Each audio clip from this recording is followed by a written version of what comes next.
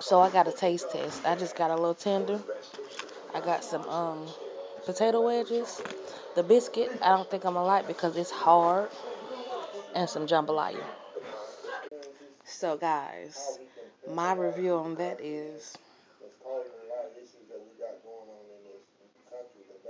I give it a 4 out of 10. And the 4 is because the skin was good. Chicken was kind of slimy. The jambalaya that I had was very mushy.